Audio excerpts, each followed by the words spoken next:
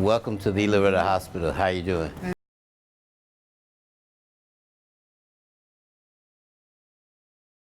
George N. Miller Jr.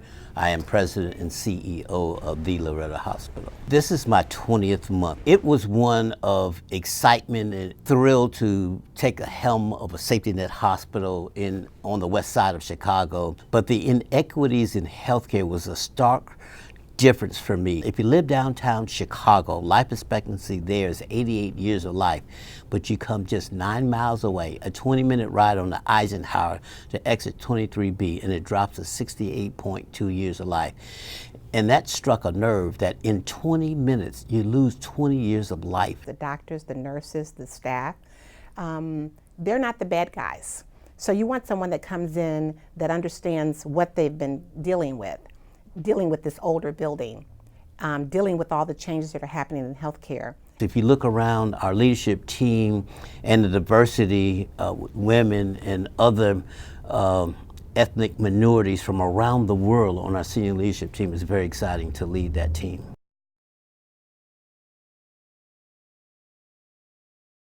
There are two great challenges. One is our financial situation and also changing the culture here. When you're at the board level, you get the reports and you see certain data, but you can't feel the culture.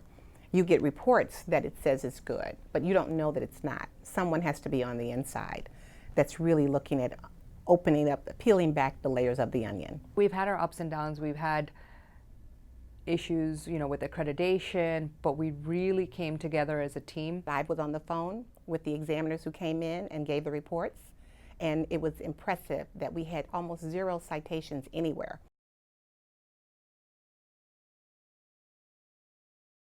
The hospital does not get paid exactly what we need to get paid, right? So for us to maintain our day-to-day quality metrics and still to get paid from the MCOs, was a challenge for us. 75% of our patients are Medicaid, which is the worst payer in the country. If you only get paid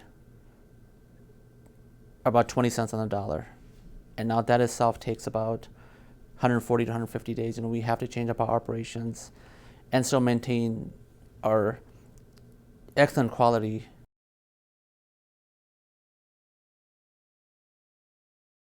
The omnibus bill passed both chambers and will be signed by the governor shortly, so it's a new law stating the status of what should be done with MCOs and safety net hospitals. So if they're not required to drag their feet on making late payments, then Loretta will receive prompt payment, which is what's most important. MCOs now recognize that they have to transform as well, so they will be our partners going forward.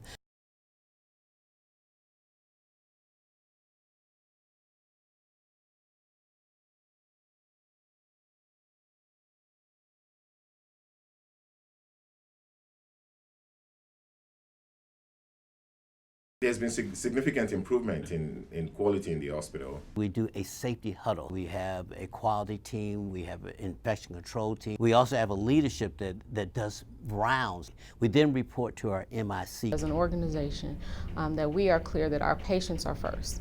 And that their safety is a part of that. I would want to make sure this building is safe for anyone who comes into it as I would for my own family. What we do is provide a courtesy bus service where we'll pick them up from their home, transport them here, and when they're done with their appointment, we'll deliver them safely back to their doorstep.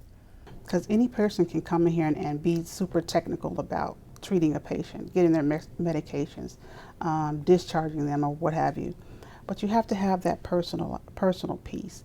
So you can draw that patient in and let them know that you're there for them. What can I do to make your life better? The emergency department can set the tone for the rest of a patient's visit because they see us first. So they need those smiles, that compassion, that one-on-one treatment, and to provide them with the best care. It's been a nice experience because everyone has been kind, they've been caring, explaining my situation, and I'm explaining my situation to them, so when anything happened to me, they already know.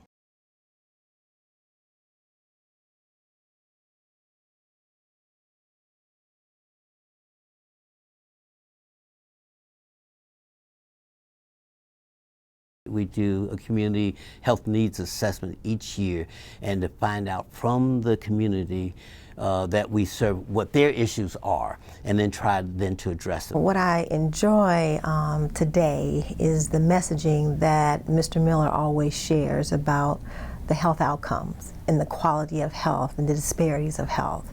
And that's the beauty of a community hospital. About 4 or 5 years ago, the FDA approved the 3-dimensional mammography or tomosynthesis that the Loretto Hospital now has. And there are not many facilities that do offer this 3-dimensional imaging.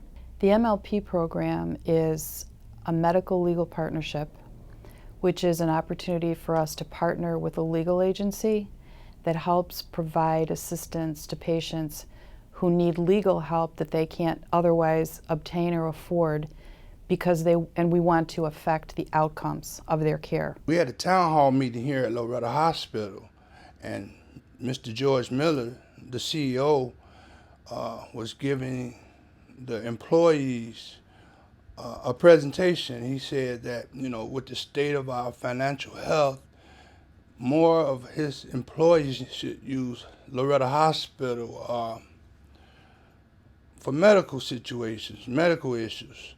So I got my referral transfer from Loyola Hospital to Loretto Hospital to support my employer where I work at. So I had an ingrown toenail, so I went to see Dr. Saros, the foot doctor, and she told me to come see Nancy for education on diabetes, because she sees most of the diabetes patients. But Mr. George Miller told me about 3 years ago that he was hiring this great nurse educator by the name of Nancy Rodriguez for diabetes. So I knew she was here by me working in case management, but I didn't think I would be using her, right? So eventually, I got the referral transfer from Loyola to Nancy, and I've been using Loretto Hospital nurse educator for to help me medically. I've lowered my A1C count. I've lost about 5 pounds. I'm starting to switch my diet. I was contacted by the COO, Dr. Anosh Ahmed, regarding his knowledge of what my company does. I had met him once before, and through that chance meeting, he asked to come and speak to him about their vision, or Loretto's vision, to conduct clinical trials here at the hospital. In line with his vision to make sure that we're reaching out to the surrounding communities, we did open a family practice, or acquired a family practice clinic in Berwyn, so that we can reach folks who are in the surrounding suburbs as well as just the Austin community. Because as we all know, you know, there are socioeconomic differences between downtown Chicago, Austin community, Cicero, Berwyn, even Oak Park. So having expanded services in the family practice realm in Berwyn will hopefully help reach more of those folks who need help, need to be educated in health maintenance, and actually come to Loretto for any extra services that they may need, like imaging, lab, vascular, etc. And what about the Oak Park location? Can you touch on that as well? Sure. So in Oak Park, we do have an immediate care center, but we also have a family practice tract where people who live in Oak Park or the surrounding communities over there can have a primary care doctor that is affiliated with Loretto. So if need be, they could get all the services that they would need because they're affiliated at Loretto. And would it be fair to say that you hope that there's even more expansion to reach out to even more people? Yes. Would you mind elaborate on it? Yeah. So currently the goal is to continue to expand the outpatient clinics. So we are looking at where those clinics should be so that we can help the most people as possible in the surrounding areas, whether it's Austin, Cicero, Berwyn, Oak Park, and North Lawndale. You mind saying that one more time? Sure. So we are currently looking at continuing to expand the outpatient clinics so that we can make sure that we're helping as many people in the surrounding communities as possible. So we are looking to identify where that clinic or those clinics would be best serving the community.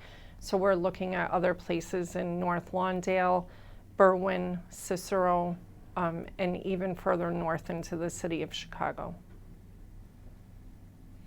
Okay, so